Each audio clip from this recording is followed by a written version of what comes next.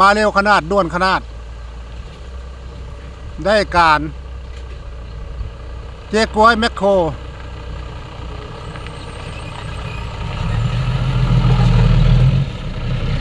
สุดยอดไปตามไปดูว่าเขาทำอะไรกัน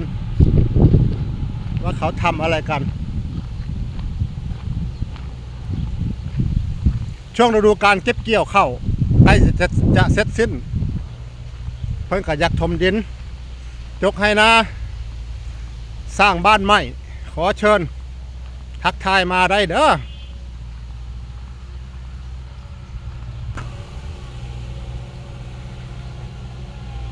มาแล้ว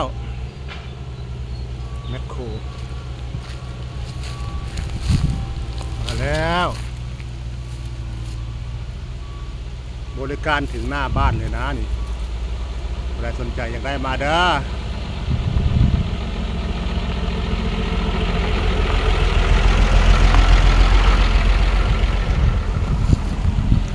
อัดเป็นอัดเพลือกพี่น้องเลยแต่ช่วงหน้าฝนนี่อัดนักบ่อยากได้นักน้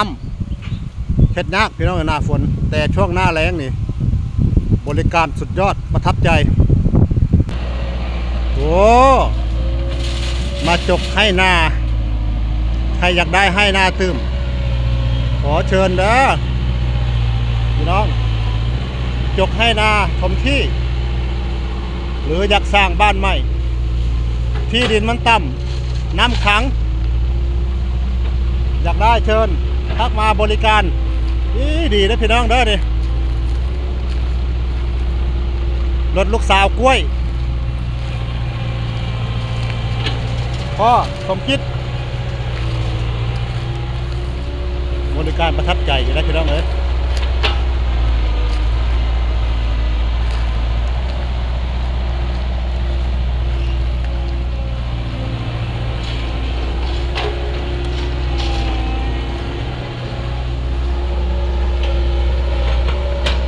เพิ่นอยากได้ให้หน้าใหม่พี่น้องเนี่ย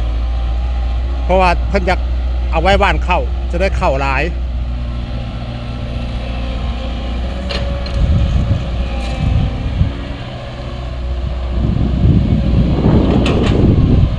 แต่อีกประมาณสัก10 ปี20 ปี30 ปี50 ปีระวังพ่อหยังท่านจะหาซื้อที่ดินมาถมมันจะแพง ไปเดินทาง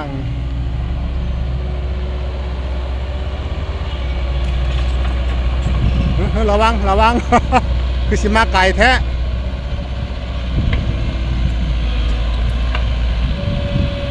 เบิ่งได้